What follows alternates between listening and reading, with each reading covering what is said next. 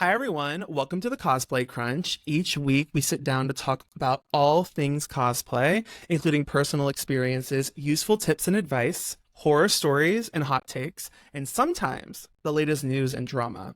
I am your host, Zavage Cosplay, and this week on the podcast, we have not one of, my longest standing friend of cosplay, and not only that, a contributor to the podcast as our head graphic designer extraordinaire. Her name is Owl and Coffee, aka Carol. Welcome. I'm so happy. I'm so excited that you're here. I This has been a long time coming. Yeah, you've been talking about it now for at least 6 months, if not longer. I think that we started generating this idea back after San Japan. So this would have been like September of last year. And we had kept thinking like, oh, this needs to happen, that needs to happen. And so I'm just like, how did we finally get to this point where it's actually happening? I don't know. But I feel like I had to just take this plunge and just go for it. Yeah, for sure. This podcast format for all listeners, because this is going to be brand new to everyone, is just going to be a interview based podcast where we're going to ask questions to the guests and we're going to take it wherever we want to take it. We can talk about things for as long as we want, or we can skip them. And we're also going to have a section where we're going to have submitted questions by the audience and viewers and listeners for the guest. And I have that prepared as well for near the end of the episode. So I guess my first question for you, Carol, is how have you found the drive and passion to cosplay for so long as a tenured senior citizen of the cosplay community? Senior citizen. Oh my God. I mean, you're not senior in age, but you are in terms of your cosplay like length. I think that you're one of the cosplayers I know that's cosplayed the longest. Yeah. No, I mean, it's like always really funny to think about because like I feel like there's such a difference when you're starting and you're already like 18 years old or something like that, because like already like that kind of changes things versus like when you started like I did when I was 12. Like, I mean, I was a 12-year-old, you know. 12? Mhm. Wait. I know, what year was that? I started in October of 2006. 2006. And you were 12. So how did you even find like what cosplay was when you were 12?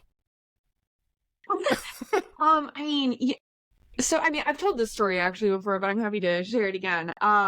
So I come from a family where like anime video games are not things that like anyone else in my family knew about, right? Like that was not really in their vocabulary, that was not really on their radar. They knew that I liked art, and I did. I was like a very artsy, creative kid. And so I don't think it was surprising to them that that was something I gravitated toward. But when we first moved to Houston proper, because we lived in Sugarland at first, I like transferred mid-year. I didn't really have any friends because I was the new kid, and there was this girl in my first grade class, Stephanie Alexander, who Shout out to Stephanie Alexander. immediately yeah, no, she's great. We immediately clicked. We became friends, and she was my best friend like all through elementary school. You know, we drifted a little bit apart as we got older because we didn't go to the same school from middle school and high school, but like we're still friends today too. But I remember that her dad was a graphic designer. He was there like when website designing was like a thing that people actually did.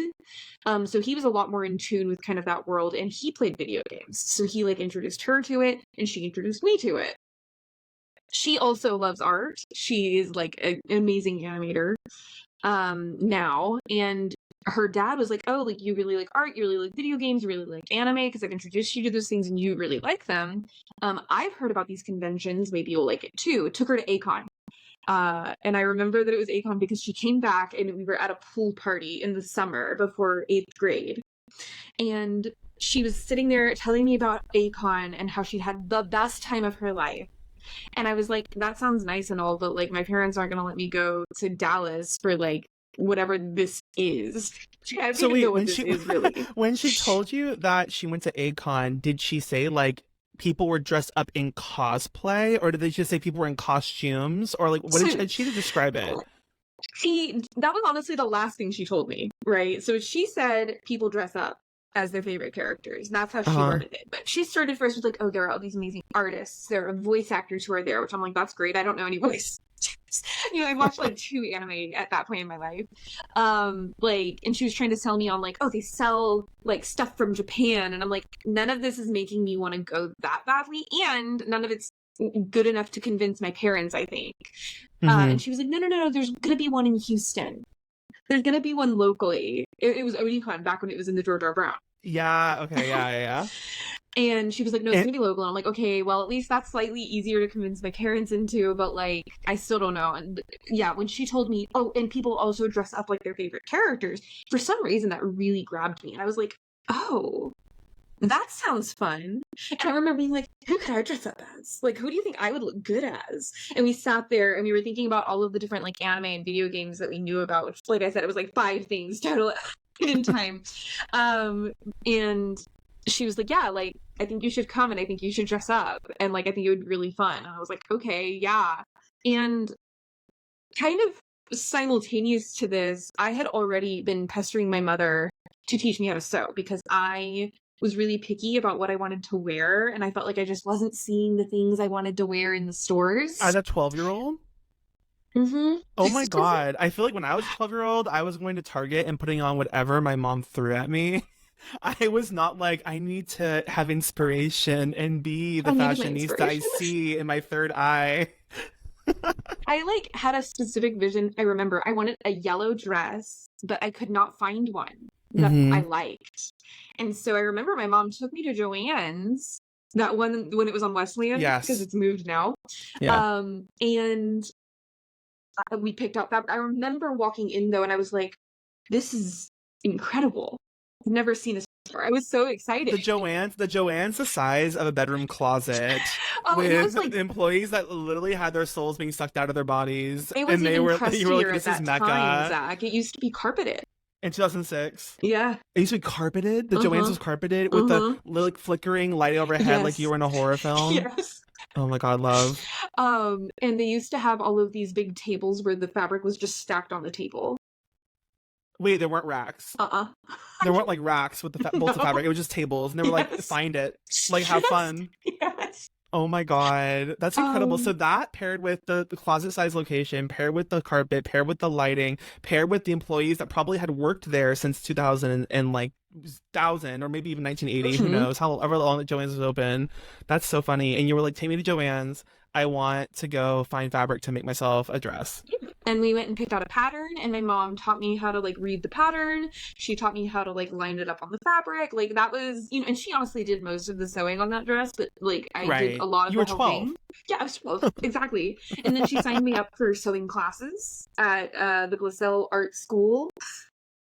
Oh my god. And and then the rest was history. Well, and then I had started kind of doing my own thing too. I remember picking out another pattern and other fabric, and I actually did sew most of that one myself, and it was just a shirt. But so I'd already started kind of learning how to sew around the same time as when Stephanie had introduced me to this idea of conventions. Gotcha. So my mom did help me make my first cosplay. I did Kisa Soma from Fruits Basket, which is so quintessentially like girl in 8th grade.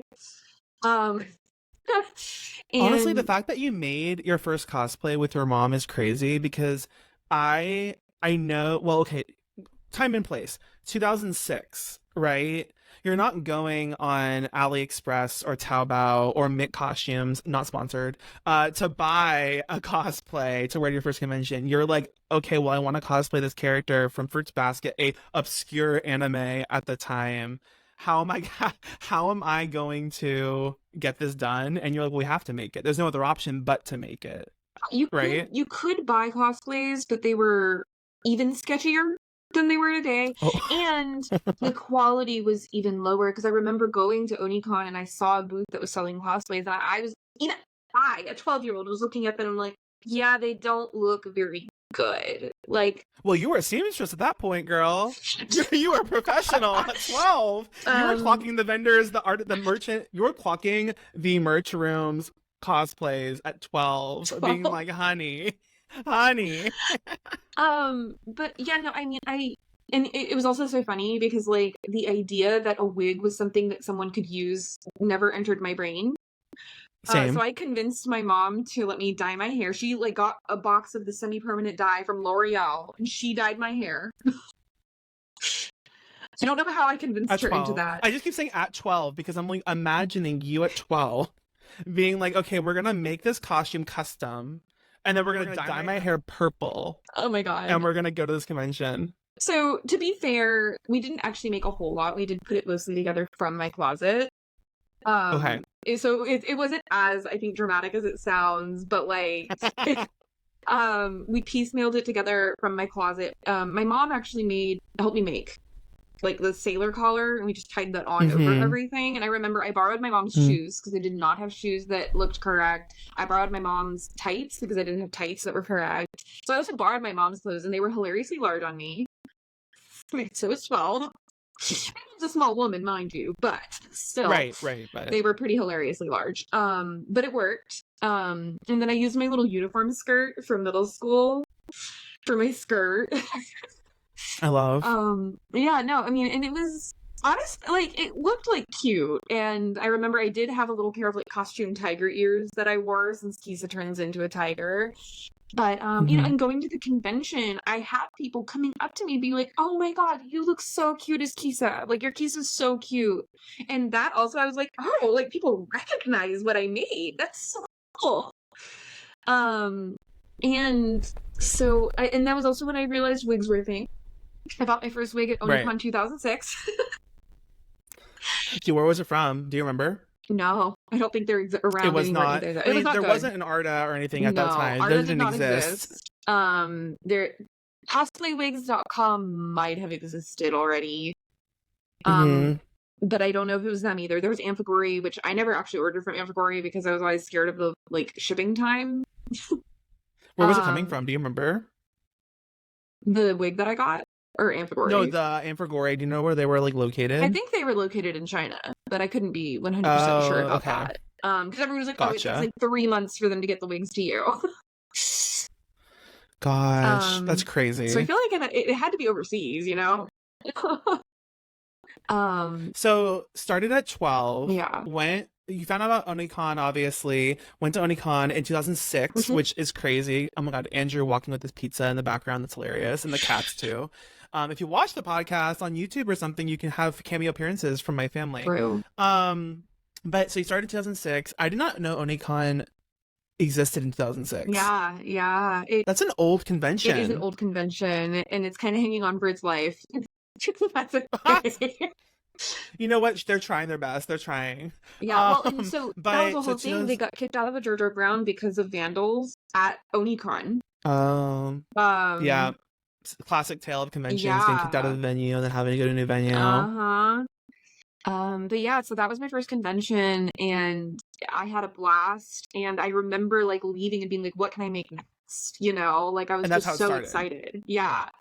And then it never stopped. Well, almost never stopped. We're going to talk about that. Actually, that's the next question I had. The next question is, tell me about your eras. So we have, and if I can recall correctly, we have cosplay. We have Lolita. We have a crossplay era, which was intermingled with the cosplay era and the Lolita era. Then we left the Lolita era. It came back to cosplay. And now we're whatever we are at right now. But I want you to talk about like your journey through exploring all those different aspects of dressing up as it relates to like the like convention culture, because they're all pretty niche, and I don't think that anyone outside of like the cosplay or at least convention or Japanese like media like scene would even know what any of those things are. Cosplay now more so, but like even Lolita, like I want you to talk about all of these because you've gone through a journey, and I've seen your closets change dramatically over this period of your life, over your entire life. So yeah, walk me through it. Yeah, I mean, so yeah, definitely. I started with cosplay, and you know, it's hard for me to even remember. Like, obviously, I worked much slower when I was younger, also. I mean, partially because of Hmm. like finances. It's not like I had like an income and a job. I was a thrifty Right. queen. A lot of quilters cotton. Um, Who love but $3 a yard? No. yeah, well, and it's interesting. I think I probably started off also. I mean, I think I've always been more of a video game cosplay girly. Hmm. But I think also like thinking back, probably a lot of that is that anime wasn't widely available like it is now. Like we didn't Hmm. have Crunchyroll. And you would go to conventions and they would be selling a box set of one anime for like $80, and I'm like, do I want to watch it that badly? I don't know that I Right. do. So most of the stuff I've cosplayed from was video games, even the simpler stuff that I used to cosplay because like I did Golden Sun was I think actually the first cosplay I fully made by myself. And you're looking What back, I've what actually what what console was that on? Was that like on like Game Boy GameCube or was it Advance. like Game Boy Advance? Okay, gotcha. But by the time I got into it, Game Boy Advance was like old news. So I bought the game for like $5 used at GameStop. I mean, and that makes a huge difference of like the availability of me paying $80 for a box set of anime versus $5 for a video game. Yeah, that's a good point. And same with like the Phoenix Wright games because I did cosplay from those. I could get them for like $10 used at GameStop. So that was a lot more accessible in a lot of ways. Um, but obviously, yeah, when I was like starting to cosplay, things were much simpler. I mean, if you had shown me something with armor anyway, I'd have looked at it and been like, I don't know what to do with that. Well, also, if you think about like what people were making in 2006, 2008, even 2010, it was a simpler time, It was, right? for sure. Like, I think people were barely using Eva foam at the time to even make armor. I think it was like mostly before that, like cardboard, Yeah. Yeah. right? Yeah. Like Like literally, cardboard paper yeah, mache, like unless you were like yeah, literally in movies, like but like then it's like you had to have access to those materials, which even still are a little bit inaccessible. Like when you think about like doing like movie quality props and like molding and stuff like that, like it's not really accessible for a lot of people. right, right. Well, plus just like the knowledge base of knowing how to do it. So you're like spending a lot of money to learn and then you potentially fail really badly. Versus like if you buy EVA foam and you fail, you didn't lose that much. Right, exactly. So you But started with the video game like sources for cosplay when you were yeah. younger, when you were still like in middle school, high school, getting to high school. Yeah. And then I am trying to think through like so when I went to college, obviously that marked a huge change because I didn't have my own sewing machine. Hmm. Um so I think that was like a big shift for me. I went to, I know you know this, but maybe not everyone listening does. I went to a school in Mississippi my freshman year. Um, The and cultural epicenter of cosplay, by the way. oh yeah, the epicenter. Now, I mean, I like literally, I remember like looking up like what conventions were around, and like all of them were not in Mississippi. There was like one in Mississippi that I I could wonder if that's find. changed. I wonder if there are any cons in Sure, Mississippi there are today. There now. has to be at least a few. But yeah, I couldn't find any at the time at the very least. I remember I ended up joining the theater like department as like a minor so that I could Hmm. access to their sewing machines. Like honestly, that was my entire motivation. I live. That's excellent. That's so good. I never heard that before, actually. I didn't know that part. That's amazing. Yeah, like I literally took on a theater minors so that I could have access to their costume room with the sewing machines. Which and that was also my first time using the serger. They had a serger and everybody was too scared to touch it. And I was like, I'll figure it out. It was that same brother that I Yeah. have now. Hmm. But I was even, thriftier then because also like they had a Hancock Fabrics and they had a Joann's in Hattiesburg and that was it. Hmm. But I do remember I went to like Rocky Horror Picture Show with a bunch of my friends from the theater department. Which I was As surprised you they do. had that actually in Hattiesburg in retrospect. But they had like this whole closet of fabric scraps. I raided that and I made oh, what's her name? The one with the rainbow shorts and the red hair Rainbow shorts and red from hair. Rocky Horror. Her name's escaping me right now. Oh! Girl, we're gonna look back on this and remember. I don't Mhm. remember their name. Anyway, I made that outfit. I wore it to Rocky Horror. It was fun. And I remember I ironed on like rainbow ribbons for the shorts, and that was like my first time using like heat and bind. I was literally just thrifting from this closet. That's Um, incredible. I'm like literally jaw dropped just thinking about this. This is amazing. yeah. And I actually, I had gotten my first pixie cut right before college. I convinced my mom into it because she wouldn't let me cut my hair for a long time. She thought I'd look too much like a boy. Um, but I did do the spray for my hair because I was like, I'm not ordering a wig for this. Right, and you're not dyeing it again. No, and it was like bright red. Like now I would just do a wig, but at the time, I mean, also because Right. at the time point, but at that point it's like, well, am I buying a $40 wig for a Rocky Horror Picture Show night? No, I'm not.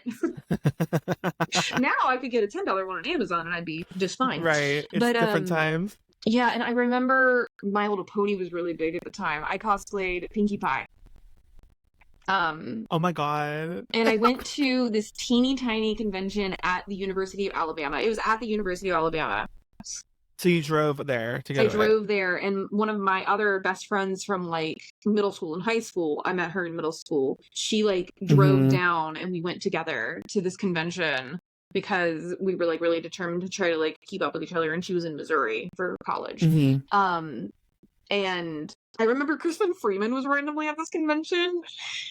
And like Oh my when I say god. it was it was a convention, it was like if you walked into the MSC and it was just in one corner of the MSC. That was this convention. So it was like AggieCon, but a fourth the size. Yeah. That's already like, yeah, it's literally like, it was so it's small. literally a 1-bedroom apartment with someone in the corner selling Yes. tickets. Like, here's your ticket. And then you walk in, there's one booth selling like art. There's Kristen Freeman sitting next to the booth selling art. And then they have a stool for the cosplay contest. You sit on top of the stool and you spin around, Liv. Yeah, but like, yeah, I had a good time. I was good with my friend, but I mean, obviously, I think that it makes sense that I was losing a little bit of my drive at that point to make cosplays because it's like, where am I wearing? Oh yeah, them? of course. Nowhere. Right. Where are you going? Around the same time, I had kind of reconnected with this girl, who was like the sister of a girl I'd become friends with through cosplay at at conventions. And she was getting really into Lolita. And so she was showing me all the dresses and stuff, and I was like, oh, these are really cool. These are really pretty. When I came back from my freshman year that summer, we talked a little bit more, and she was like, well, why don't you come with me to these Lolita meetups? And I was like, well, I don't really have anything. And she was like, that's okay. Like, you can always just make something, or you can just wear something that's cute, like, you know.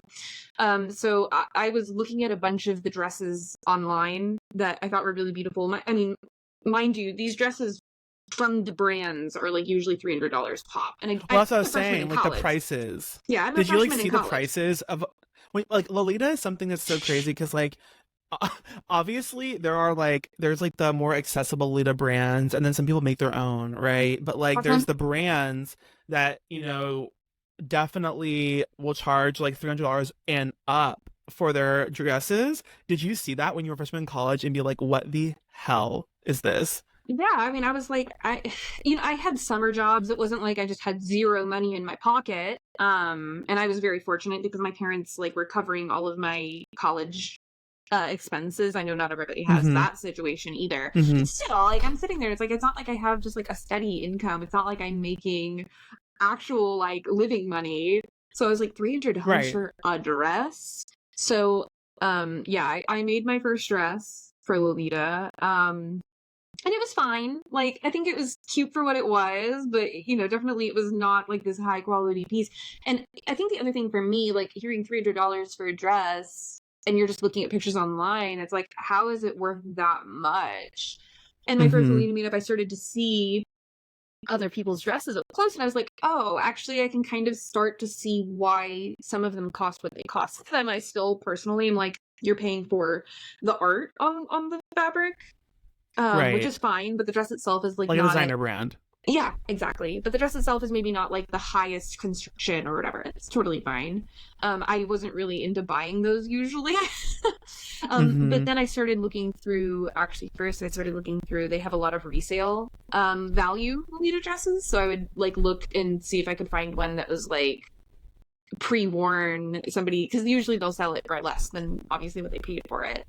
Some things are not Mm-hmm. like that. Some of them are very collectible and end up appreciating in value when you have it. Where But were, where was your first meetup? Like, where was it located? it was somewhere in Houston. I feel like we went to go see a movie. Oh, interesting. A lot of those meetups would be like that. Like I remember we went to NASA one time, just all of us in Lolita. Wait, did you really? Wait, Mhm. stop. Wait, a bunch of girlies in Lolita walk up to NASA and you're like, hello, ticket for Yeah. one. And you go in and you're just like seeing like the space shuttle in your Lolita cords. Yeah. That's hilarious. What do people think? Like when you walk in, I mean, okay, Lolita is eye grabbing. I would say like it's not quite the same as a cosplay, but like I'd imagine that when you walked in there, you definitely would have looked like you brought the circus to town. Yeah. Oh, everyone would ask, like, I mean, kind of similar questions as to what we get when we're in cosplay, where they'd be like, "Oh, is Yeah. there like a show or something? Like, like, are you in a show?" And we're always like, "Oh no, like these are just clothes. It's a Japanese street fashion." Uh-huh. Which I think is probably where it gets the most confusing, because like when we're in cosplay, usually there's a reason, right? Like we're either at a convention, we're doing a photo Right. shoot, like, and it's easy Right. enough to just say, "Oh no, we were doing a photo shoot nearby and we wanted to go in and grab food," or like, "Oh no, there's an event happening nearby." Like it's really We're at easy. Comic-Con. Hmm. That's the Versus like go-to. Lolita, it's kind of Comic-Con. awkward, right? Because it's like, well, oh, that's not actually, these are just clothes, which is usually what we would say. It's like, "Oh no, these are just clothes," and they'd be like, "Oh, okay." Um, Like the man after Acon this past year that said, "Who are you dressed up as?" And I said, "Myself." And yeah. he literally, I'm not wearing a costume. I look like a clown. I'm not in a costume. And he was like, "Oh," and then turned around to his group.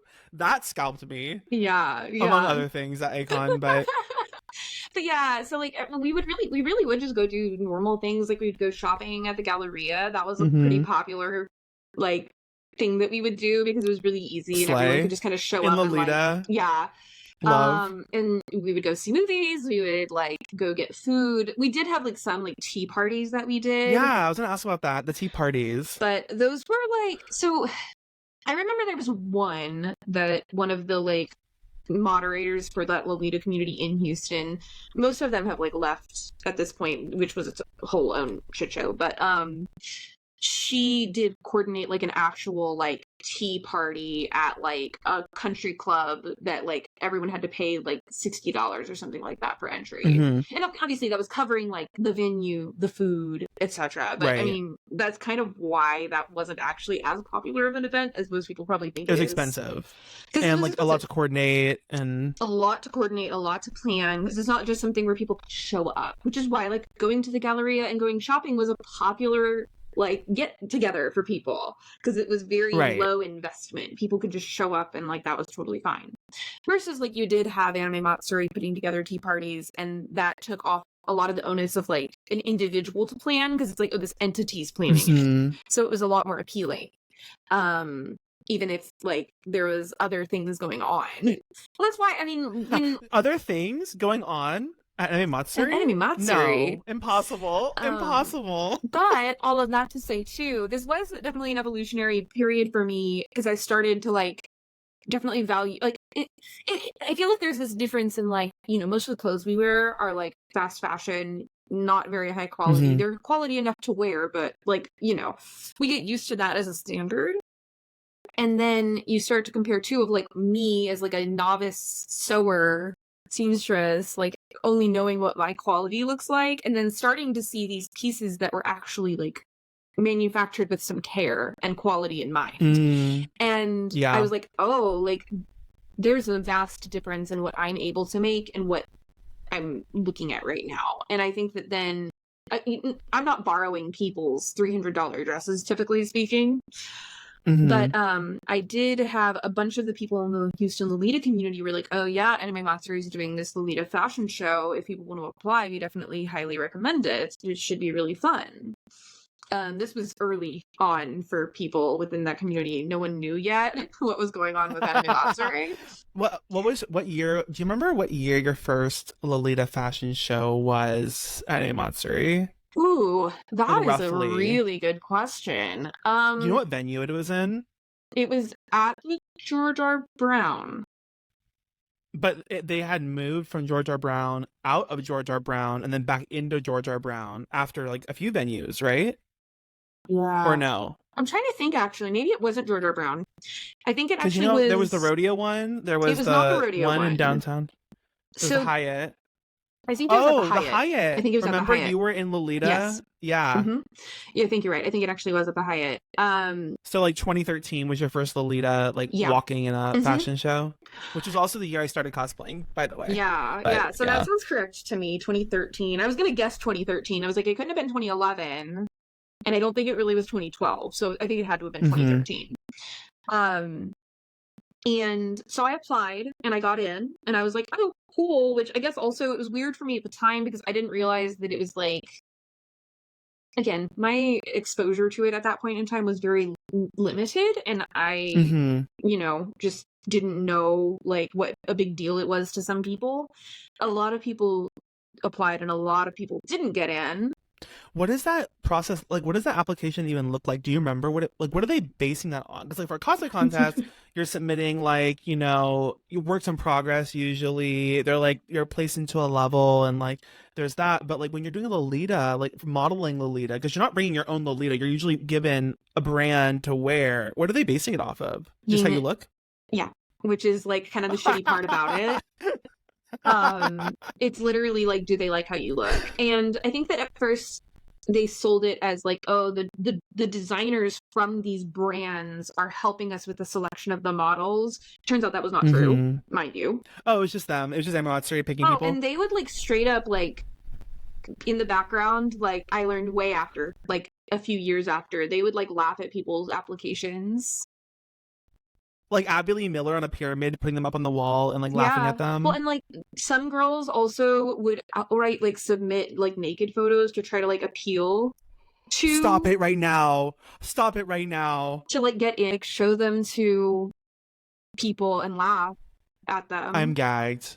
Oh my god. Wait, so Yeah. this is blowing my mind actually. But okay, continue because I have so many thoughts and so many questions. I'm like And I mean, I did have a good experience personally with the first fashion show I did. That being said, I'm definitely not blind to the fact that there were issues with the organization and planning. And I know would you say that oh sorry. I said would you say that there was diversity amongst the people that were in the fashion show?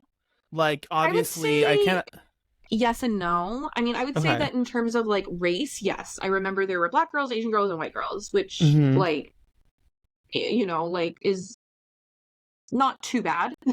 Mm-hmm. But I would say that like everyone was pretty much the same body type, which Mm-hmm. is kind of a problem when you get into modeling, and also when you're trying to Yeah. say, and this is actually a problem with a lot of Alita brands, like the big ones like Angelica Pretty and Alice and the Pirates slash Baby the Starshine Bright, like they don't really have plus size clothing. Even still, do they I change think that or they've started to try to expand into it more, but like at the time they really didn't. So mm-hmm. that's a weird topic that I'm like, it's not really worth it to, I guess, like explicitly say, oh, they only picked skinny girls, when I'm like, some of it is that they were a little bit limited with their clothing options. But I Right. mean, they Then it did goes pick. back a step and it's like they should have had, more plus size options to Yeah. have a more hmm diverse representative group of girls. But Absolutely. I guess if the brand already was like, oh, we only make sample size plus or minus 2 sizes, then it's like, all right, well, you can't physically put people into those dresses. That's, but also a problem going back. So all of Yes, that. absolutely. But all of this being said, this was also in the era of Gothic Lolita wigs slash Rockstar wigs.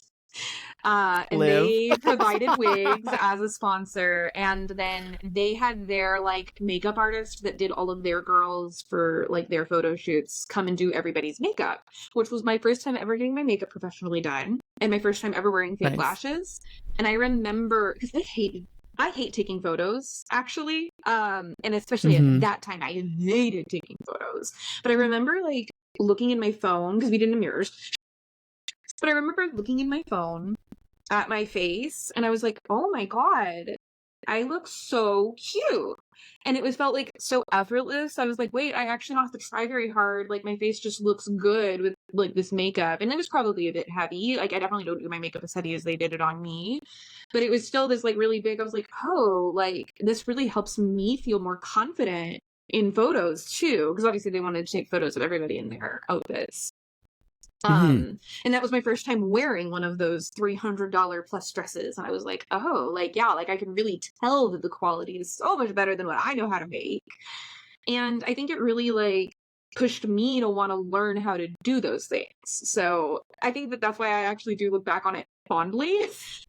Mm-hmm. Even though there were a lot of issues. I remember there was also a girl who literally had like dietary restrictions that she had communicated well ahead of time, and they That was just in the brought fashion us show. and they just brought us Okay. pizza. They brought like one large pizza, mind you, for like 24 girls.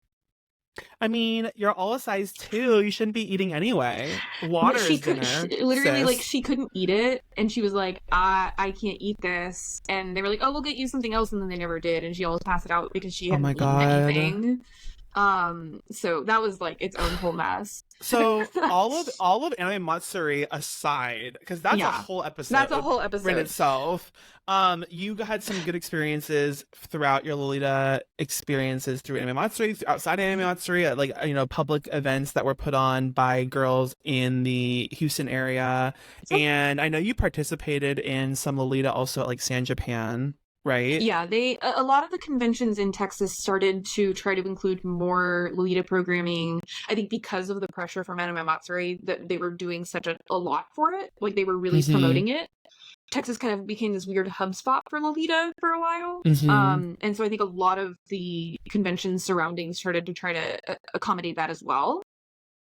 So can you Um, think of like when was that, like was there a specific moment, or was it kind of like a gentle transition when you were thinking, I'm not so much into like buying Lolita, modeling Lolita, doing fashion shows. I'm more into making costumes now and cosplay now at this point in my life. Like was there like a moment, or was it kind of like a gradual transition, or what did that look like? I would say it was definitely a gradual transition. So I think that one, it really motivated me to learn how to sew better because I did want to make my own dresses, you know, like I had ideas. Mm-hmm. I've always been like that. I'm like, oh, but what if I could make this?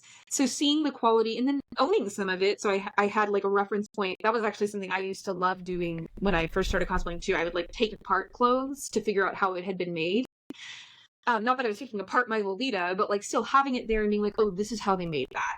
Like, this is what they did. Like, helped me learn Mm-hmm. more too.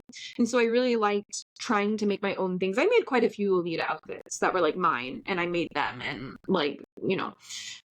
But a lot of it was that then I had become friends with two girls specifically. One of them was definitely way more into just doing Lolita. The other was a lot more like me, and she always wanted to like make things. And she had Mm-hmm. not really. I think she had been a lot more like doing both at the same time, cosplaying and Lolita. And so then she kept talking about characters she wanted to be, and I was like, "Ooh, what if I wanted to do that with you?" And she'd be like, "Yeah, sure." And so we kind of roped along the other girl who didn't really do as much sewing. And the first thing we all did was we did this like very like cute Powerpuff Girls reimagining, and they were very Oh, I remember that. I Lolita-esque, remember that. but they were Yeah. definitely not Lolita outfits either. And Mm-hmm. that was probably like the first thing I went back and like made. Around this time too, I had started back at A&M. So I had like taken a year, um, which is yeah, like it's weird. Most of this happened within like a year, I guess, maybe a little bit The less or a little bit transition. more. Sorry, Mm-hmm. because I remember I started getting back into cosplay, but I started at A&M. Okay, well, dates aside, I guess there was when you started going back to A&M. That's whenever when you started at A&M again. That's when you started getting more That was when heavily I started involved in getting back into cosplay. cosplay. Yeah. Um, And part of that is because I got really into Smite, which was a specific era. And I really Mm-hmm. wanted to cosplay from it. Mm-hmm. So that was a really big, like, I was like, I want to make this, and I was really excited to make it. Um, and yeah, so like I started slowly doing more, making my cosplays again. I would go to conventions with those two girls, and we would usually do a mix of like we'd wear some cosplays, and then on other days we'd wear Lolita.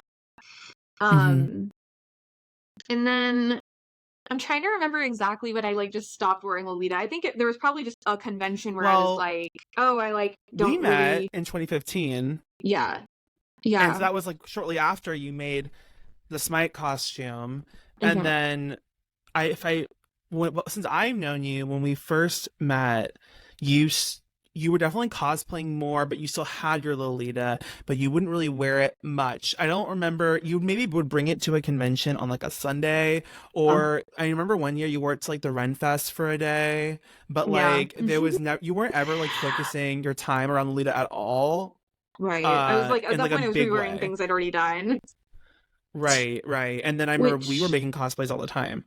yeah, which I do think that was like, it was nice to have as a backup of like, oh, I could just wear something cute on a Sunday and I still get to be dressed up, but it's not like this whole thing. And I Mm-hmm. actually think meeting you is probably the biggest turning point of me just going like, yeah, like I think I'm kind of done with Lolita and I'd rather focus on making things because I remember, we met at our Mm-hmm. mutual friend's graduation party. Mm-hmm. And my little sister was the one who was like, "Oh, Carol, this is my friend Zach. He cosplays." And we were both like, "You cosplay?"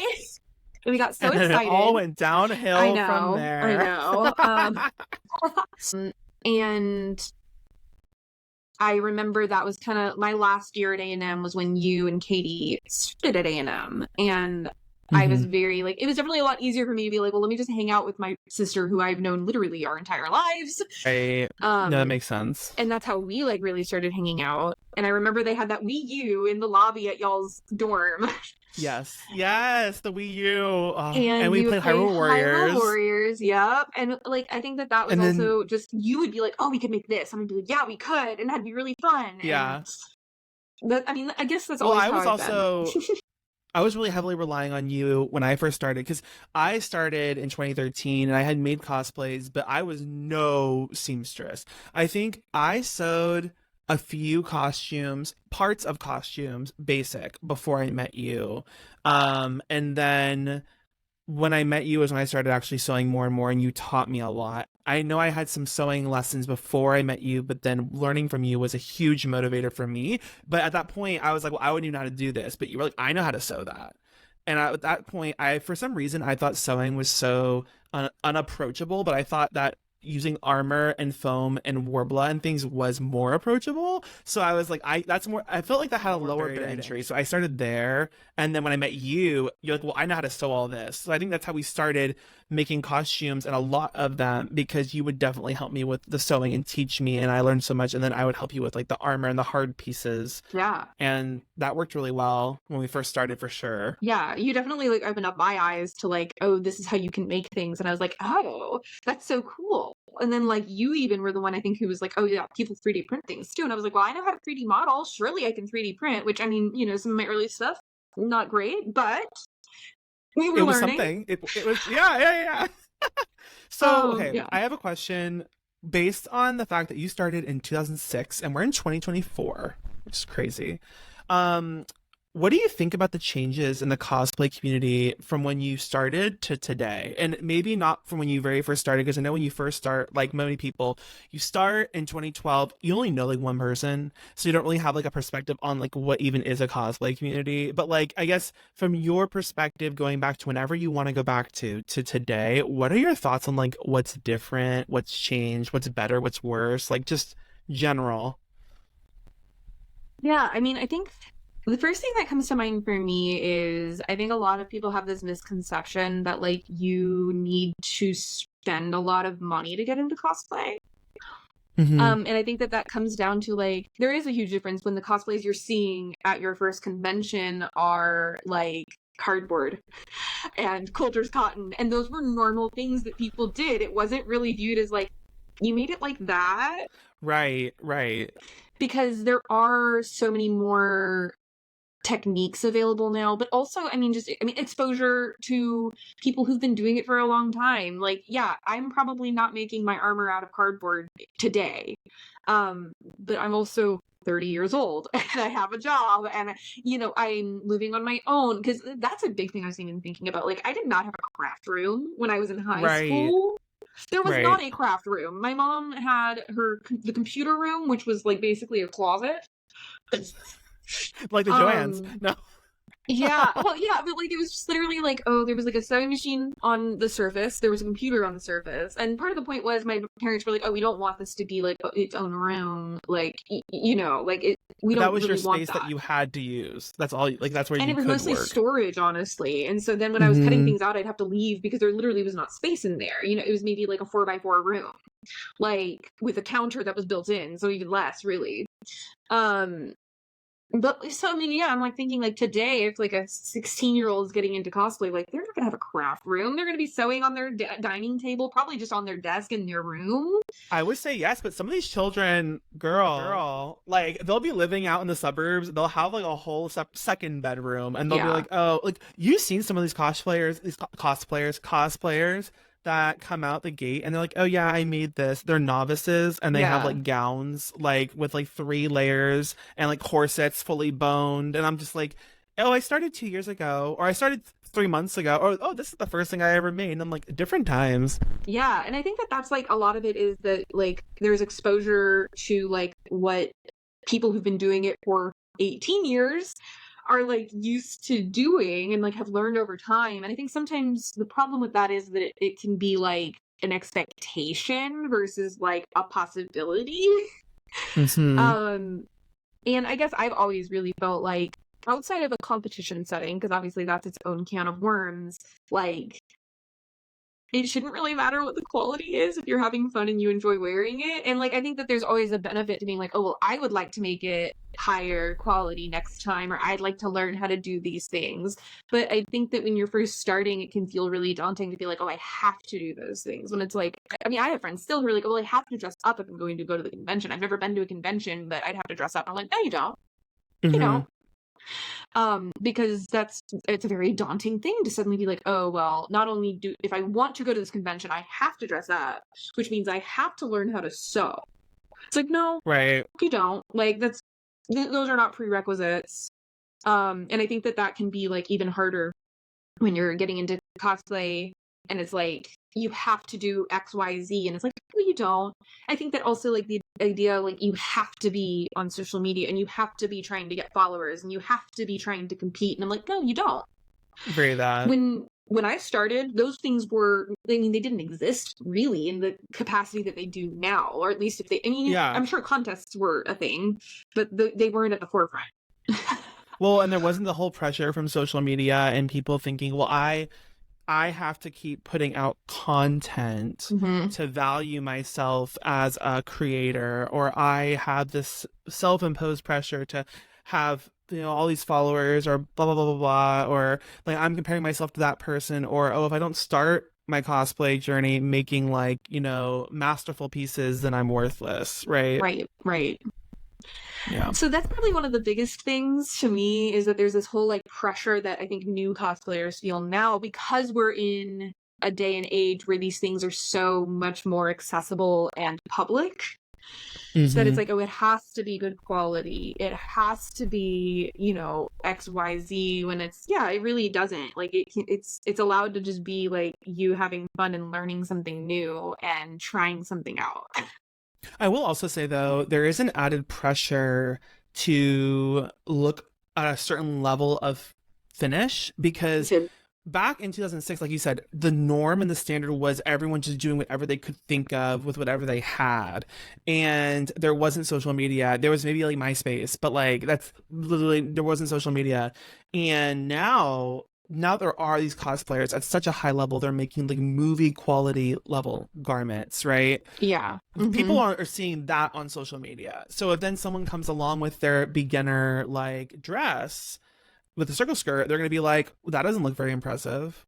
And they'll Yeah. say it online too, because people Oh put yeah. themselves in a public space, a public forum where, you know, everyone's a critic, no one's an expert, and they're all going to be commenting the house down on your post. Sometimes, I mean, it depends on your audience, right? And like where you're putting yourself out to. But there's also that aspect. So I can kind of see why people, if they're entering into a hobby, want to come in with a certain level of expertise, even if they don't Yeah. have the years of experience. But at the same time, um, I also it's double-edged sword, really, because it's like, don't put pressure on yourself to do this, but also if people don't, there's a possibility that there is all this harsh criticism, never from the cosplayers themselves, mind you. Like 98% of it's coming from the boys at home in their basements, like that have never made a single thing in their life, coming Yeah. for the girls and being like, you're ugly or your dress isn't blah blah blah blah blah. But Yeah, no, 100%. Like, it is a double-edged sword, and I totally, because like I remember as I started posting more, I would definitely get unsolicited comments of like, well, have you considered doing it this way instead? And I'm like, it doesn't really matter if I consider that or not, because like I'm posting something I already did for now. right, I didn't do it, girl. It didn't happen. And I didn't ask you. Yeah, and it's like, if you really feel so strongly, you can do it. Yeah, do it for me. How about that? How about that? How about you mail it to me? How about you send me one? Thanks. Literally. And like, you know, thinking back on that, like if I posted what I made of Kisa now, like would it have gotten the same response online that I experienced at my first convention where it was just people seeing me? Because I still think that like even with the cosplays that may get criticism online, at a convention, you're not getting criticism. You're mostly being told, "Oh, you look so good." Right. You know, unless you face tuned it, then you could present Kisa today and be like, oh, it's sickening. Okay, so rapid fire questions. I'm gonna ask you or give you two choices, and you can just pick one or the other. You don't have to give justification. Just answer as quickly as you can with whatever your gut tells you. Okay, hot glue or super glue? Super glue. You have to pick one. I know it's hard. Sometimes you can't pick one, but you have to. Lashes or eyeliner? Heels or wig cap? Hairspray or bobby pins? Hairspray. I would pick that too. Now, first convention, you said that, right? Unicon. And first cosplay said that, Kisa. Those are the last two on here. So I have a question. This is when we're gonna go ahead and read the submission from the listeners, guests, friends of the show. I was given this question like literally 30 minutes before we started. So we're just gonna see how it goes, but I think it's a good one. So, dear Cosplay Crunch special guest, Owl Coffee. They did not say Owl Coffee. By the way, I'm adding that. If you were on a reality TV show focused on cosplay construction and you had to make one costume in the span of 3 days, what costume or type of costume would you choose to build? And what cosplayer would you want to compete against? Thanks, your future PR team. PR team for the show. PR team. So, considering 3 days, I would pick something that was sewing heavy for sure, because I'm not I'm not as confident with armor. I'm like trying to think through what would make the most sense to me, because I'm always really bad at thinking of things on the spot like this. But yeah, but it could be like a character, or like, would it be like, you know, a bodysuit versus a dress, or like, yeah. I mean, I feel like if I'm trying to win something, like a ball gown type thing would be better, but obviously you'd have to be very careful about what kind of ball gown you pick, because 3 days is not a lot of time. But, you know, it's like, luckily it's mostly just like straight lines. Right. I say like, that, never have me in a ball gown. I'm in a dress. Yeah. Like, I feel like the thing that's coming to mind that I did make was like our Met Gala Zelda and Link. Like, I feel like that Zelda ball gown would be something I'd be looking for, and I'd have to probably do Googling to try to figure out a good character for it. Could you like design, because you did custom fabric for those costumes where you designed them in Illustrator and we had them printed. If they say in the scenario they had access to like that, right? They had a fabric printing machine. Could you have done the design of the custom fabric and had that printed and then also incorporate it into a ball gown in 3 days, you think? I don't know If about that's all getting you the did, like custom you fabric printed, but I mean, I feel like I could find something that would still be good. But I'm feeling like that kind of construction would be impressive, but also doable in 3 days. I'm not obviously uh-huh. assuming this is like I can work all day long on this with no distractions. You know, it is. It is. It's like this is like you were locked in a room for like 16 hours a day, and Yeah. for 3 days straight, you're sewing. Yeah, I feel like that would be like the most impressive thing I could think of to do that I know I could do in that time frame, but I'd have to figure out a character Mm-hmm. like I don't know, like Yuna's wedding dress or something like that, because I feel like that's also something I've been looking at recently. Mm, That would be like cute. Um, gotcha. So, who would you want to compete against? And that can be from a perspective of you'd want to see them with you in the competition. It can be you think that they're not competition and you could eliminate them and you would win over them. It can be someone that you look up to. It could be anything. Like who would you want to compete against? And it could be like one person or more than one person. it's so hard. Yeah, I don't know if there's anyone specific that comes to mind that I'd be like, I'd love to compete against them. Um, I don't like. I feel like it definitely would be from a perspective of like, oh, it'd be so cool to meet them. But at that point, I'd Mm-hmm. rather than be like my judge or something.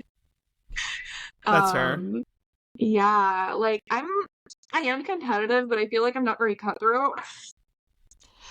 Um, uh, as you saw when we were at Anime Frontier, and I literally was like, "Oh, cool, we didn't win, but I had a lot of fun." Everyone was Literally. like, "No, Well, you hey, did how about win." this? How about this? Who would you not want to compete against? So say like who would you not want to compete against for whatever reason if you're trying to win? Like say like the prize was like literally like $200,000 RuPaul's Drag Race. No. $1,000. But like it was $200,000, who would you not want against you competing? Um, well, there are a lot of people I wouldn't want to be competing against me if I'm trying to win. Name them, name some. It's I mean, flattery at this point. I was gonna say I don't want to compete against you, partially also because you're one of my best friends. I feel like um, I don't have the speed that you have and I would flounder in 3 days, but um, who else? Mindy, I would not want to compete against, especially if we're both doing ball gowns. She's gonna beat me 100%. Miss the geeky seamstress. The geeky seamstress comes Yes. and she's like, "I'm doing a ball gown," and you're all And across I'd the be room like, saying, "Oh, "I'm cool, doing a I'm ball gown." leaving." I'm leaving. I'm eliminating myself. That's Leaving. funny. Bye. Yeah. I mean, I don't. I know we talked about this. I don't know that Joshua Hart still does a lot of sewing, but I wouldn't want to compete against him. Again, if Yeah, I like I saw the wonder. roster and I saw like Joshua Hart on there, I'd be like, "Cool, I'm leaving."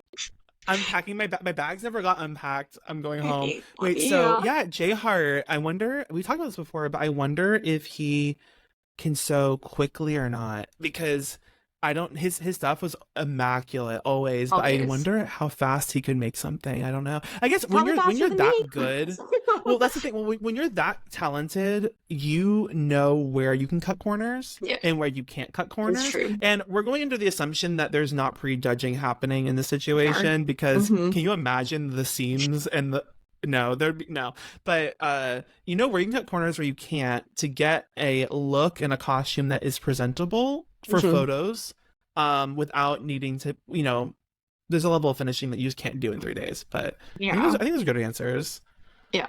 I think I would probably, I don't know what I would do. I feel like I would probably end up doing something. I'd probably end up doing something more basic sewing than you, but I would try to add an armor element to make it look more.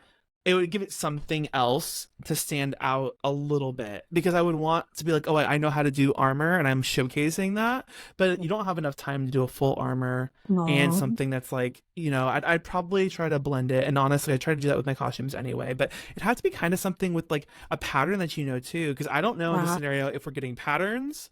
Like Right. that's something, right? I don't know like what is being supplied, but Well, and I'd be yeah. worried about armor too because of like paint dry times and like stuff like that. Oh, that's a good point. You'd have to like almost like you could do like the trick where you wrap it in like vinyl. That way there's a paint Yeah. involved. Or like you do like Or pleather or something like that. Yeah, and like I know like spray paints are scary, but like acrylic paints dry a little faster, so maybe that. But then But they that's a take good more point. time to like sit there and paint. Like, yeah. Well, and think about 3D printing something too. Like, oh my God, can you imagine? Like resin printing maybe, but like 3D printing if you're sitting there and you're waiting for like an FDM print to go like for 12, 14 hours, it's like that's a day. Yeah, well, and if it like doesn't, if it fails at all, it's like, oh, cool. And then also at that point, you're assuming you have a 3D model or you can model it super fast. Right, right. I feel No, like that's that's all good like why points. with sewing, at least I'm like, I know that like I just need to do it. It's controllable. Yeah. Yeah. I feel like that's also a good point for like con crunching. Not that we necessarily endorse con crunching, but I think Cosplay Crunch doesn't endorse con crunching. No, it's we all do it. It's fine. But when you're doing something like that, you have to kind of consider how much time do you have to finish your costume and can you even finish it in time based on all of those factors.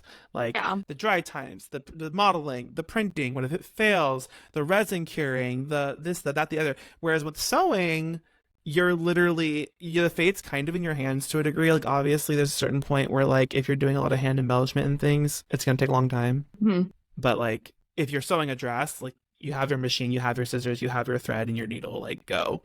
Yeah. What is your personal advice based on your experiences for competing in a cosplay contest? As a competitor, what I guess let's just go with like one big piece of advice that you would give to people that either are new to cosplay contest or maybe they've competed before but they've competed at like a novice level or like a Mhm. journeyman level and they're trying to take it to masters, like what would your one piece of advice be that you think is like the most like poignant like key thing for you? I feel like there are kind of two big things that stick out most to me. One is Mm-hmm. make sure that everything is the best quality that you can do.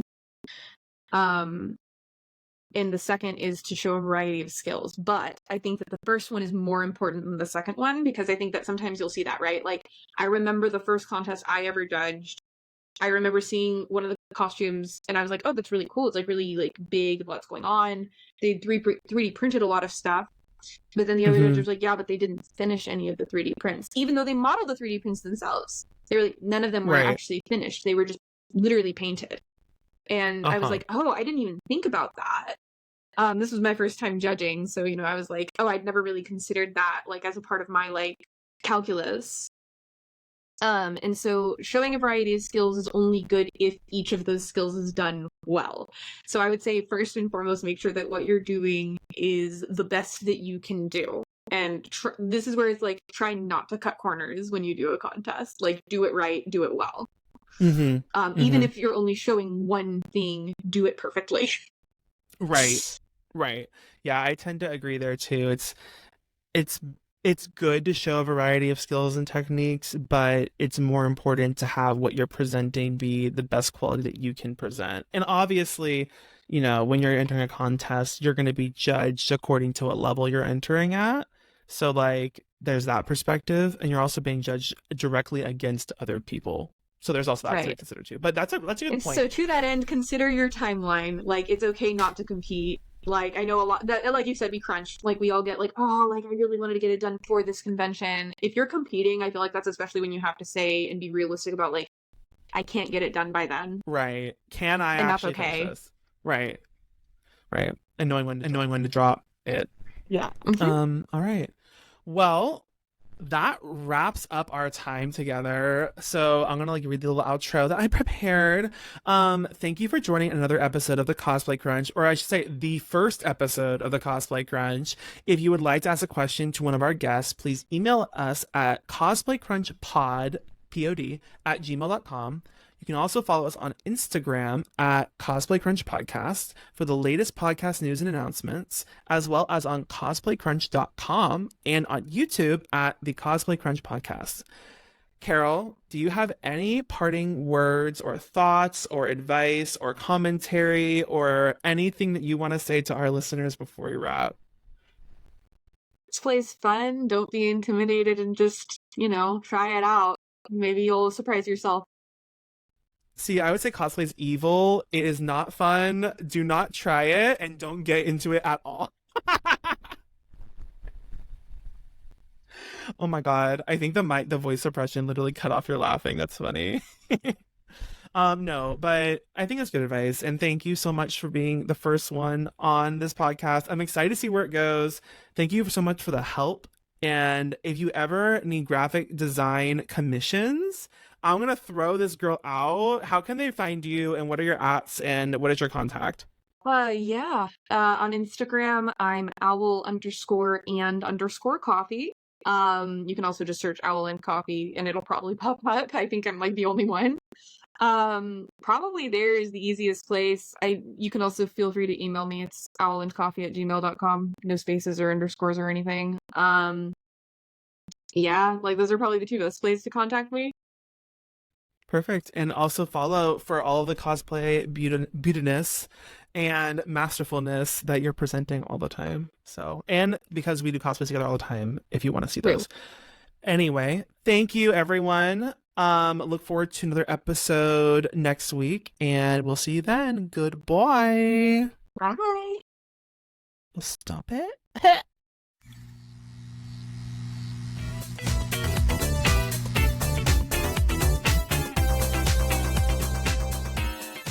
The Cosplay Crunch podcast is hosted by Zavage Cosplay, with post-production also by Zavage Cosplay. Original theme music by Katie Fairbanks.